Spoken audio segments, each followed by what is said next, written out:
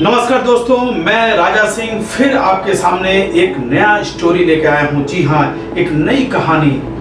मजा आ जाएगा सुन के आपको। ये इतनी सुंदर कहानी है, आप लोग ध्यानपूर्वक सुने, बहुत जानकारी मिलेगा। इस कहानी के पीछे जो सीखने वाले जो रहस्य है वो बहुत ही महत्वपूर्ण है दोस्तों। ये कहानी शुरू होता है एक गांव से। एक गांव में एक जादूगर रहता था। वो जादूगर अपने गांव के राजा को प्रसन्न करना चाहता था, खुश करना चाहता था, और वो राज दरबार में जा पहुंचा और वो सोचा कि मैं राजा को एक शानदार जादू दिखाऊंगा।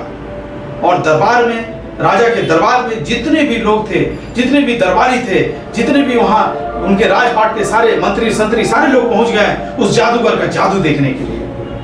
और जादूगर भी सोचा कि आज इतना बढ़िया जादू दिखाऊंगा कि राजा प्रसन्न हो जाएंगे और मुझे इनाम में काफी मुहर्रे मिलेंगे, काफी गिफ्ट मिलेंगे, काफी इनाम मिलेंगे। और जादूगर के मन में क्या ख्याल आया, सोचा कि क्यों ना मैं जादू राजा पर ही दिखाऊं। और जादूगर ने वैसे ही किया और जादूगर ने महाराज का मुकुट को ही अदृश्य कर दिया, गायब कर दिया। अचानक महाराज का मुकुट गायब हो गया। सब कोई आश्चर्य से देखने लगे, अरे वाह, ये जादूगर ने क्या कर डाला। लेकिन महाराज को बहुत दुख हुआ।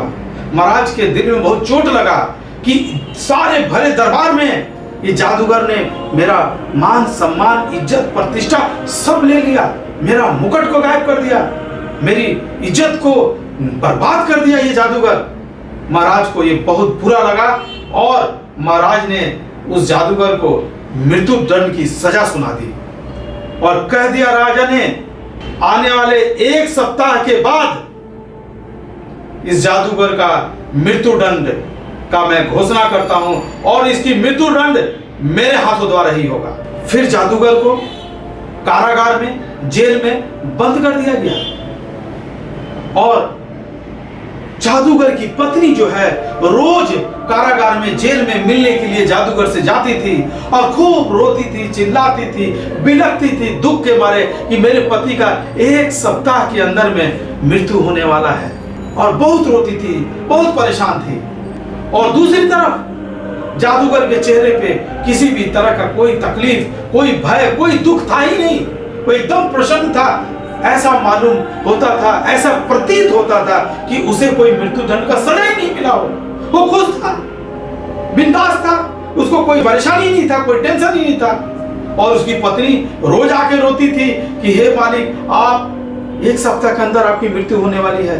वो रोज रोती थी, रोज परेशान थी। जादूगर ने कहा अपने पत्नी से, तुम क्यों रोती हो? ये जो आज का दिन है तो मैं तो मरने वाला नहीं हूं आज, और कल भी नहीं मरूंगा, मैं तो एक सप्ताह बाद मरूंगा। तो ये जो बीच में जो 7 दिन हम लोगों ने पाया है, ऊपर वाली की कृपा से, भगवान की कृपा से, इस प्रकृति ने हम लोगों को 7 दिन जो जीने का मौका दिया है, इसको क्यों हम नष्ट करें? इसको क्यों ना भरपूर जी लें? फिर भी जादूगर की पत्नी को उनका बात को रास नहीं आता था और पिघलाती थी, रोती थी, परेशान थी। और देखते देखते 7वां दिन भी आ गया। महाराज घोड़े पे चढ़ के चले आए जेल के पास, कारागार के पास खुद पहुंच गए, क्योंकि उन्होंने आदेश दिया था कि इस जादूगर का मृत्यु मेरे ही हाथों द्वारा होगा। राजा पहुंच गए। जैसे ही जादूगर को कारागार से, जेल से बाहर निकाला गया मृत्यु देने के लिए, मृत्यु दंड देने के लिए, तब अचानक बिलख बिलख के, चिल्ला चिल्ला के वो जादूगर रोने लगा, जो पिछले 6 दिन से एकदम खुश था, बिंदास जी रहा था, कोई परेशानी नहीं थी। और 7वां दिन ऐसा क्या हुआ कि रोने लगा, चिल्लाने लगा, हे महाराज, मुझे छोड़ दीजिए। खूब जोर जोर से रोने लगा, चिल्लाने लगा। महाराज बोले, अरे 6 दिन से मैं तो पिछले देख रहा हूं तुम आराम से बिंदास थे, मुझे सारा खबर था कि तुम खुश थे, अचानक क्या हुआ? तुम्हारी हेकड़ी तुम्हारी निकल गई क्या? क्या हुई? क्या हुआ तुम्हें? जादूगर ने कहा, महाराज, मैं इसलिए नहीं रो रहा हूं कि आप मुझे मृत्यु दंड देने वाले हैं, मैं आपके हाथों आज मरने वाला हूं, मैं इसलिए नहीं रो रहा हूं महाराज। मैं इसलिए रो रहा हूं कि मैं कई दिनों से एक उड़ने वाला घोड़ा बना रहा था। जी हाँ, इतना शानदार घोड़ा कि वो घोड़ा उड़ भी पाए, लेकिन उस घोड़े को तैयार होने में कम से कम 1 वर्ष लगेंगे।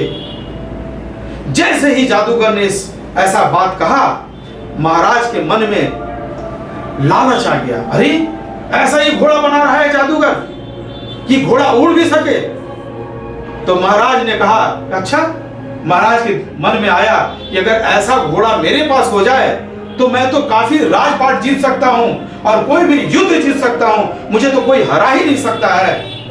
तो महाराज के मन में ये लालच आया और उस जादूगर को कह दिए कि ठीक है जादूगर, मैं तुम्हें 1 साल का 1 वर्ष का समय देता हूं। तुम 1 वर्ष के अंदर तुम्हारा जो सपना है उड़ने वाले घोड़े बनाने का बना डालो, उसके बाद तुम्हारी मृत्यु हमारे हाथों होगी। 1 साल का मैं मौका देता हूं, अपनी तुम बना लो जाओ। और महाराज ने उस जादूगर को 1 साल के लिए छोड़ दिया। जादूगर अपने गांव चला गया, बढ़िया से खाने पीने लगा, जीने लगा, खुश रहने लगा और एकदम जीवन को जिस तरह से जिया जाता है जीने लगा। उसकी पत्नी लेकिन परेशान फिर भी थी। हर रोज कहती थी, आज 1 दिन गुजर गया और 1 सप्ताह गुजर गया, 1 महीना गुजर गया, और वो परेशान रहती थी, हर रोज परेशान रहती थी, हर रोज मरती थी वो। जादूगर फिर उसे समझाया कि क्या हुआ तुम्हें, हमको तो मरना है 1 साल बाद, मुझे तो मृत्यु दंड होगा 1 साल बाद। ये जो 1 साल जो समय हमारे जीवन में मिला है, ऊपर वाले ने हमें आशीर्वाद के रूप में दिया है, इसको हम लोग क्यों ना जिए, प्रेजेंट में जिए। उपस्थित जिंदगी को क्यों नुकसान कर रही हो आप, क्यों ना इसे खुल के जिए जो ऊपर वाले ने वरदान के रूप में 1 साल जो हमारे पास में है, आज का दिन को हम लोग क्यों ना जिए। पत्नी को फिर भी रास नहीं आया, वो रोती रही, बिखलाती रही। अचानक देखते देखते 6 महीना गुजर गया। महाराज का तबीयत खराब हो गया और अचानक उनकी मृत्यु हो जाती है और वो जादूगर बच जाता है, क्योंकि आदेश था कि मृत्यु महाराज के हाथों द्वारा ही होगा। और महाराज का मृत्यु हो जाने की वजह से और वो जादूगर बच जाता है। दोस्तों, मैं आपको ये बोलना चाह रहा हूं इस कहानी के जरिए कि कभी भी प्रेजेंट पे जीना सीखो। कल क्या परेशानी आने वाला है, कल क्या होने वाला है, उसको लेके अगर हम लोग जिएंगे तो हमारी जिंदगी बेकार हो जाएगी। अगर जीना है, सुख शांति से जिंदगी को जीना है, तो करंट पे जियो, प्रेजेंट पे जियो, उपस्थित आज की पर जीना सीखो दोस्तों, कि जो है समय आज का है वही हमारे लिए बेस्ट है। तभी हम जिंदगी का असली मजा ले पाएंगे, अन्यथा कल क्या होगा ये सोच के जीने वाला व्यक्ति कभी भी सुखी हो ही नहीं सकता। इसलिए दोस्तों, मैं सभी से बोलना चाहता हूं, इस मोरल ऑफ द स्टोरी से हम लोग को यही जानने को मिला, यही सीखने को मिला कि कल कुछ भी हो सकता है।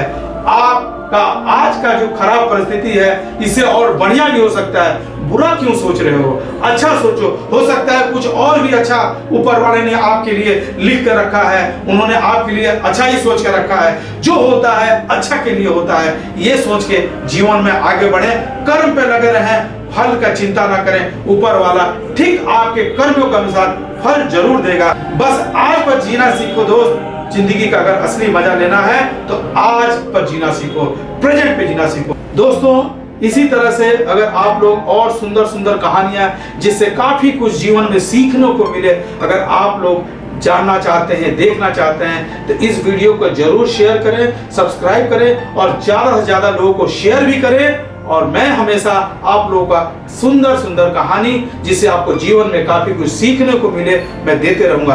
धन्यवाद।